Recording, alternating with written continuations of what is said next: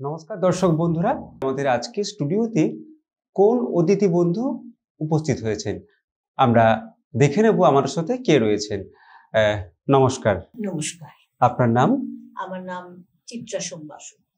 আপনি কোথা থেকে আসছেন? আমি আসছি গার্ডেন রিচ থেকে। আপনি কি করেন?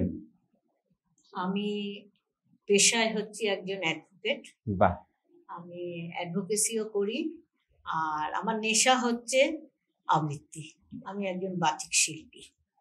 মানে আপনি আইনজীবী, তার পাশাপাশি কবিতার চর্চা দীর্ঘদিন ধরে চালিয়ে যাচ্ছেন। হ্যাঁ, তা তো একটু করছি। যদি ঠিকঠাক বলতে পারেন কতদিন ধরে চালিয়ে যাচ্ছেন? এটা বহুকাল থেকে, আমার স্কুল লাইফ থেকে। বাহ। স্কুল লাইফ থেকে আমি কবিতা চর্চা করে মানে যাচ্ছি। বছরের পর বছর, দিনের পর দিন। আজকের এই অনুষ্ঠানে উপস্থিত হয়েছেন আমাদের দর্শক বন্ধুদের। আপনি প্রথম কি শোনাবেন? আমি আজকে প্রথমে রাখছি কবি সুকান্ত ভট্টাচার্যের একটি কবিতা, ছাড়পত্র। খুব জনপ্রিয় কবিতা, আমরা ওনার কাছ থেকে আরো একবার শুনে নেব। আমার নিবেদনে থাকছে ছাড়পত্র। যে শিশু ভূমিষ্ঠ হলো আজ রাত্রে, তার মুখে খবর পেলাম সে পেয়েছে ছাড়পত্র এক। নতুন বিশ্বের দ্বারে তাই ব্যক্ত করে অধিকার, জন্মমাত্র সুতীব্র চিৎকারে। খর্বদেহ নিঃসহায়, তবু তার মুষ্টিবদ্ধ হাত উত্তোলিত, উদ্ভাসিত কি এক দুর্বোধ্য প্রতিজ্ঞায়। সে ভাষা বোঝে না কেউ, কেউ হাসে, কেউ করে মৃদু তিরস্কার। আমি কিন্তু মনে মনে বুঝেছি সে ভাষা, পেয়েছি নতুন চিঠি আসন্ন যুগে, পরিচয়পত্র পড়ি ভূমিষ্ঠ শিশুর অস্পষ্ট কুয়াশা ভরা চোখে। এসেছে নতুন শিশু, তাকে ছেড়ে দিতে হবে স্থান। জীর্ণ পৃথিবীতে ব্যর্থ মৃত আর ধ্বংসস্তূপ বুকে চলে যেতে হবে আমাদের। চলে যাব, কিন্তু আজ যতক্ষণ দেহে আছে প্রাণ, প্রাণপণে পৃথিবীর সরাবো জঞ্জাল। এ বিশ্বকে এ শিশুর বাসযোগ্য করে যাব আমি। নবজাতকের কাছে এ আমার দৃঢ় অঙ্গীকার। অবশেষে সব কাজ সেরে আমার দেহের রক্তে নতুন শিশুকে করে যাব আশীর্বাদ। তারপর হব ইতিহাস। যতবার শুনি কবিতা, তত আরো বেশি করে শুনতে ইচ্ছে করে। আর কবিতার মধ্য দিয়ে আমাদের সমাজের জন্য খুব সুন্দর একটা বার্তা উনি দিলেন, যেটা আমাদের প্রত্যেকেরই মেনে চলা উচিত। গাছ লাগানো উচিত, তবেই তো আমরা এই পৃথিবীকে বাসযোগ্য করে যাব, আর আগামীর জন্য ভালো একটা ভবিষ্যৎ অপেক্ষা করবে। দিদি, আপনি যে কবিতা চর্চা করেন, সারাদিনে কোন সময়টা বেছে নেন? দেখুন, যেহেতু আমি একটা প্রফেশনাল লাইনের সঙ্গে যুক্ত, কারণ বুঝতেই পারছেন খুব চাপের ব্যাপার, অ্যাডভোকেসিটা খুব একটা হার্ড ওয়ার্কের মধ্যে পড়ে, সেই সঙ্গে কবিতাটাও কিন্তু খুব হার্ড ওয়ার্ক। একদমই তাই। আমি এটার জন্য কোনো পার্টিকুলার এই সময় নেই। আমি রান্নাঘরে রান্না করতে করতেও কবিতা বলে যাচ্ছি, আমি ঘরে বসে থেকেও কবিতা বলছি। কোনো পার্টিকুলার কোনো সময় আমি বলতে পারবো না। এবং যারা অ্যাডভোকেট, তাদের কাছে শুনেছি তারা নাকি যখন বাড়িতে থাকে তখনও সেই কোর্টের কাজ নিয়ে চিন্তা ভাবনা করতে হয়, যে পরের দিন কি হবে বা তারপরে কি কাজ করতে হবে। তো সেই জায়গা থেকে মাইন্ডটাকে ফ্রেশ করে একটা অন্য জগৎ যেখানে কবিতা আছে, সেই জগৎকে সঙ্গী করে জীবনটাকে এগিয়ে নিয়ে চলা সত্যি একটা অন্যরকম ভালো লাগা, যে ভালো লাগাটা শিল্পীরাই বোঝে। আর পাঁচটা মানুষ যারা কবিতা শুনছে তারা হয়তো বুঝতে পারবে না যে দিদির যে কবিতা শেখার অনুভূতি, কবিতা বলার অনুভূতি, কবিতা চর্চার অনুভূতি, সেটা মর্মে মর্মে উনি টের পাচ্ছেন। কবিতা এই যে পথ চলা দিদি, এর মাঝে তো বহু কবির কবিতা আপনি পড়েছেন, তো কোন কবির কবিতা বেশি করে আপনাকে টানে? দেখুন, বলতে গেলে তো যেটা হয়, বিশ্বকবি তো আছেই আমাদের, মানে প্রতিটা মুহূর্তের জন্য আমরা বিশ্বকবিকে কখনো ছাড়তে পারি, ওনাকে ছাড়া কোনো কিছুই আমাদের পক্ষে সম্ভব না। আমাদের স্বপনে জাগরণে, সুখে দুঃখে, প্রেমে বলুন বিরহে বলুন, সব ক্ষেত্রেই রবীন্দ্রনাথ, জীবনের প্রতিটি মুহূর্তে রবীন্দ্রনাথ।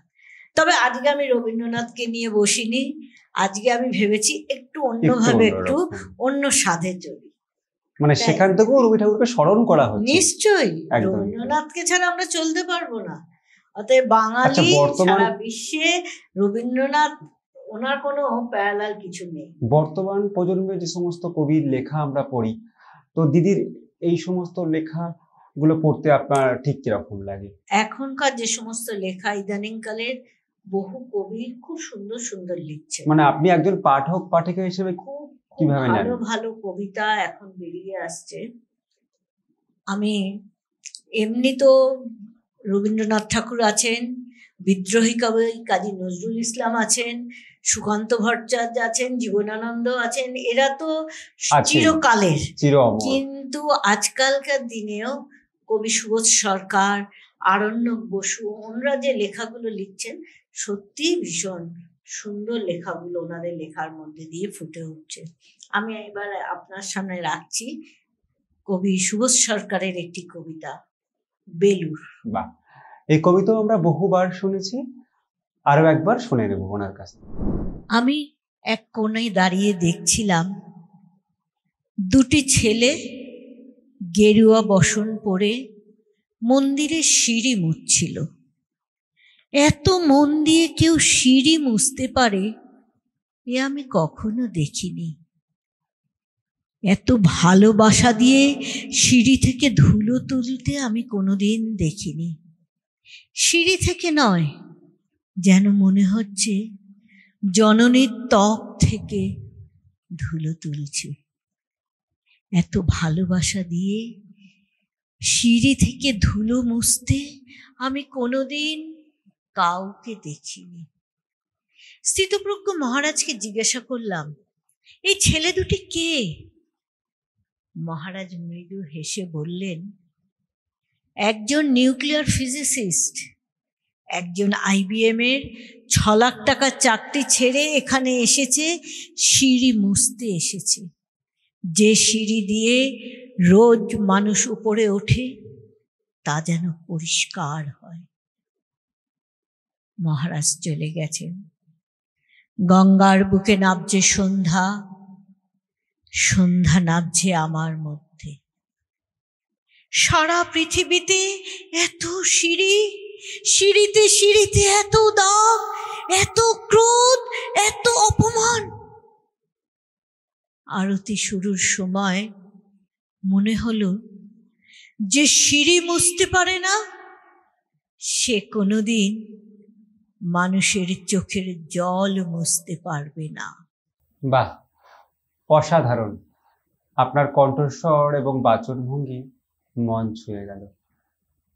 যারা বর্তমান প্রজন্মের শিল্পী, যারা কবিতাই শিখছে, একেবারে স্টুডেন্ট, তাদের জন্য আপনি কি বার্তা দেবেন? তাদেরকে আমি একটাই কথা বলবো, কবিতা হচ্ছে জীবন। সে আধুনিক কবি বলুন আর রবীন্দ্রনাথই বলুন, কবিতা হচ্ছে জীবন। কবিতার মধ্যে দিয়ে মানুষ বেঁচে থাকবে। একদমই তাই। এবং বর্তমান প্রজন্মকেও আমি বলবো, কারণ আমি বিভিন্ন অনুষ্ঠানে যখন যাই দেখি, অনেকেই দেখি ইদানিং কালে কবিতা স্ক্রিপ্ট নিয়ে বলছে, যেটা কিন্তু আমরা সত্যিকারে সেইভাবে স্ক্রিপ্ট নিয়ে কবিতা বলাটাকে খুব একটা পছন্দ করি না।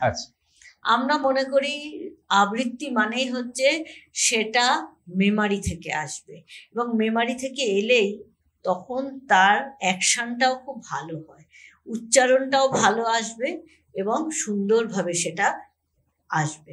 সেই জন্যে তাদের একটাই বলবো, মুখস্থ করে কবিতাগুলো বলার জন্য, এবং তার মধ্যে দিয়ে আনন্দ পাওয়া যায়। কবিতার মধ্যে থাকার মধ্যে একটা আলাদা আনন্দ আছে, এবং সেটা করতে গেলে প্রতিনিয়ত চর্চা করতে হবে। নিশ্চয়ই, এটা তো 100 বার, চর্চা ছাড়া কোনো কিছু এগোয় না। সবকিছুকে ভালোবাসলে তবেই সেটা নিয়ে এগিয়ে যাওয়া যায়। নিশ্চয়ই। আপনার পরবর্তী কবিতা কি থাকছে? আজকে কথায় কথায় না বলা কথায় তো অনেক কথা উঠে আসছে, অনেক কিছু জানতে পারছি, অনেক কিছু শুনতে পারছি। এবার আমরা একটা কবিতা শুনবো। এবার কোন কবিতা আপনি শোনাবেন আমাদের? একটু ছড়ার কবিতায় যাই। আচ্ছা, বড় বড় ভারী ভারী কবিতার থেকে মানে বিভিন্ন রকম স্বাদের কবিতা নিয়ে আজকে আমি স্বাদের কবিতা, একটু এবার ছড়ার কবিতা। আমরা ছড়ার কবিতা শুনবো। কাজী নজরুল ইসলামের কবিতা লিচু চোর।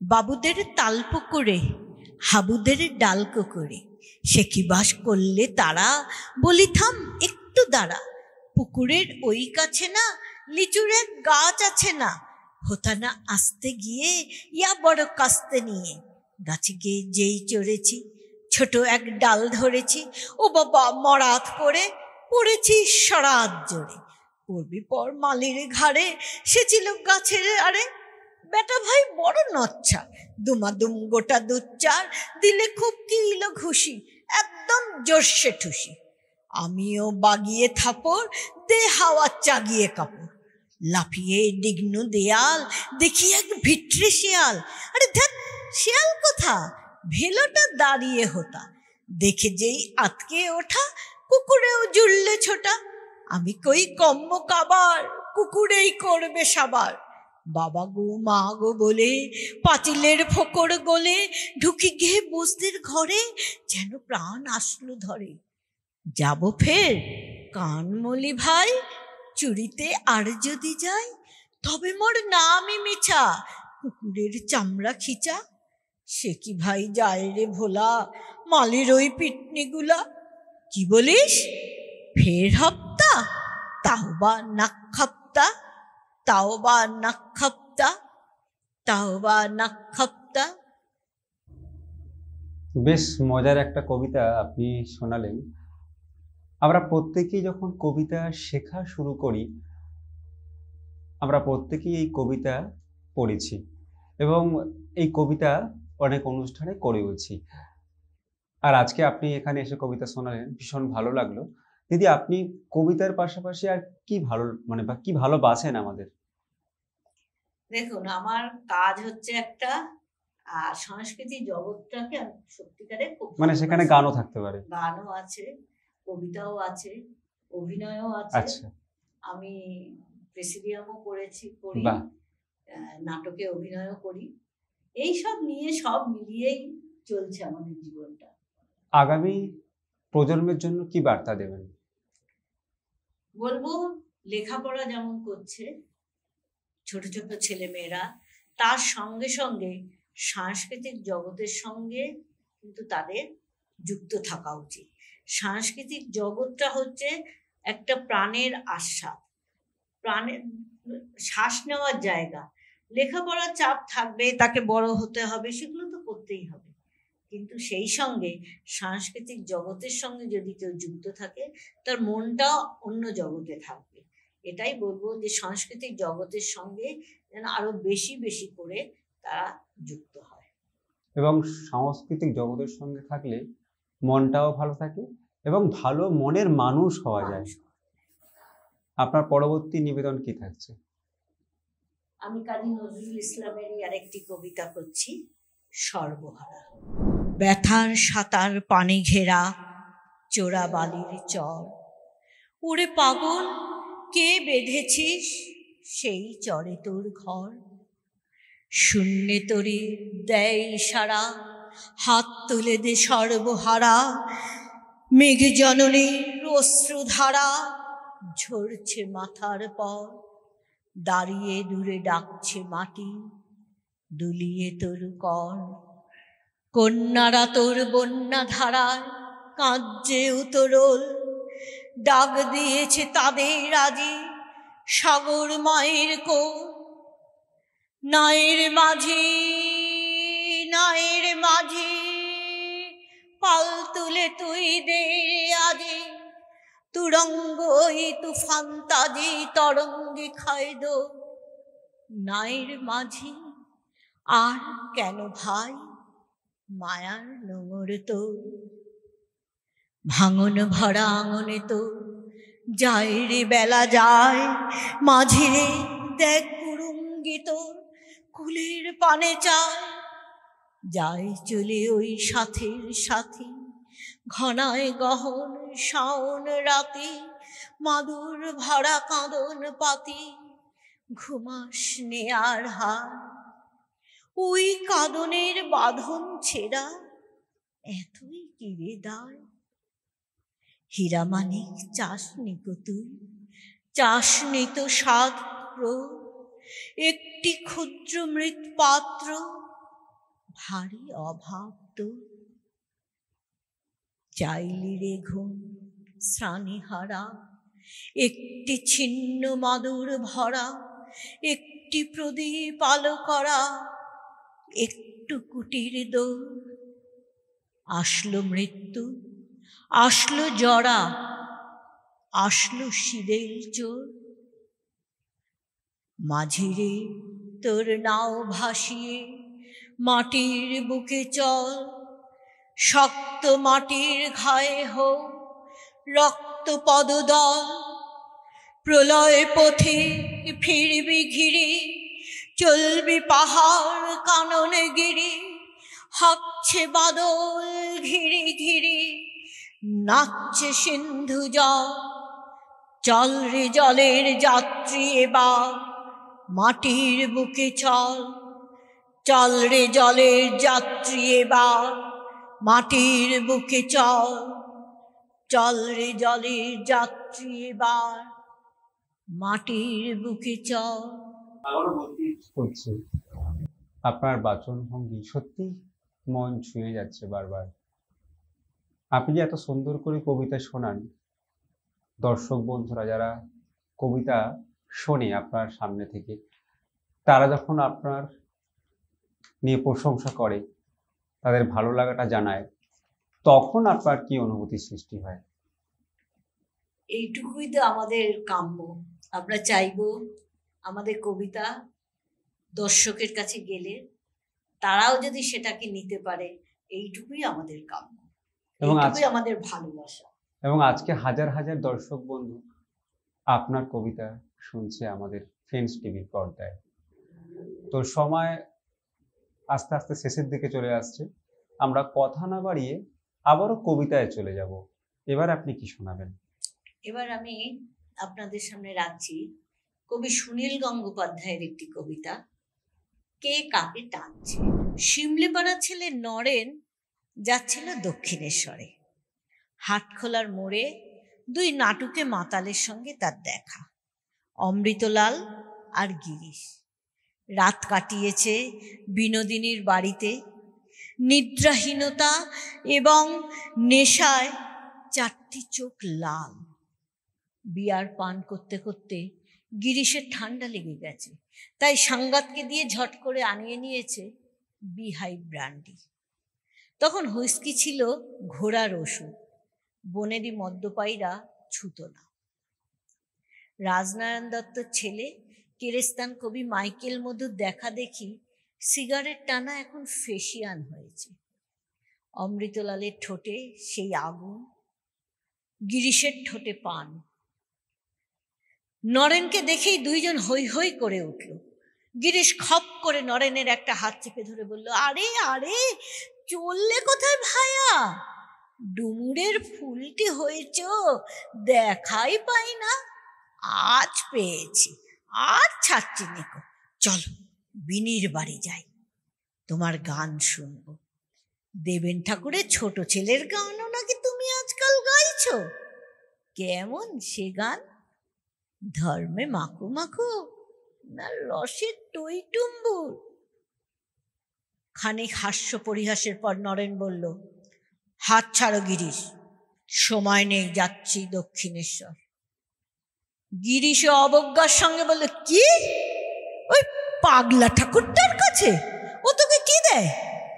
চাকরি দেবে? অভাব অনটন ঘুচবে?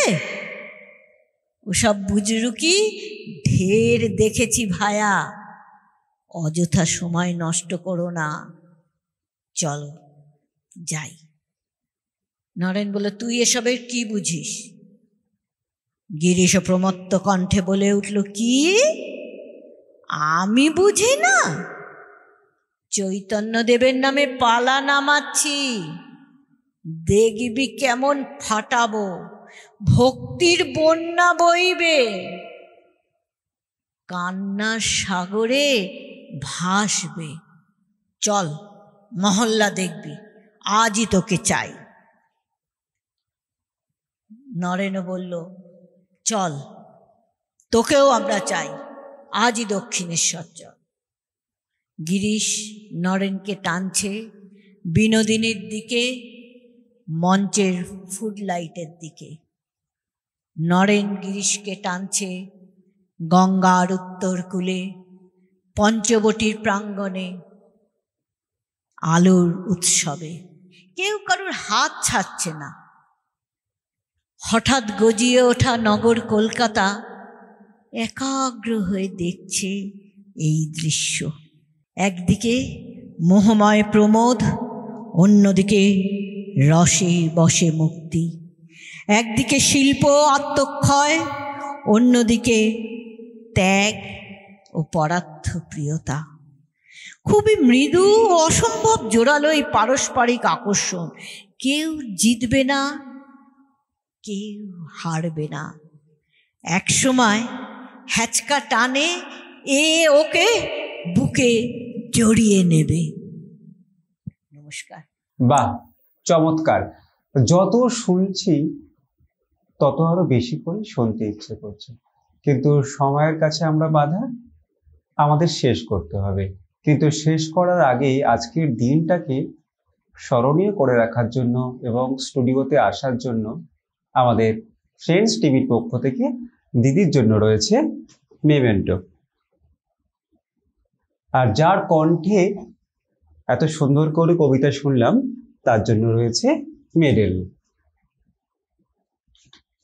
আর যিনি কবিতা শোনালেন এতক্ষণ তার জন্য রয়েছে সার্টিফিকেটও। আর যিনি কবিতা ভালোবাসেন তিনি মনে হয় বেড়াতে যেতেও ভালোবাসেন, তাই বেড়াতে যাওয়ার জন্য গিফট কুপন। অনেক অনেক শুভেচ্ছা আর শুভকামনা আমাদের আজকের শিল্পী বন্ধুর জন্য। আবারও দেখা হবে অন্য কোনো দিন। সবাই ভালো থাকবেন আর সব সময় দেখতে থাকবেন ফ্রেন্ডস টিভি। নমস্কার।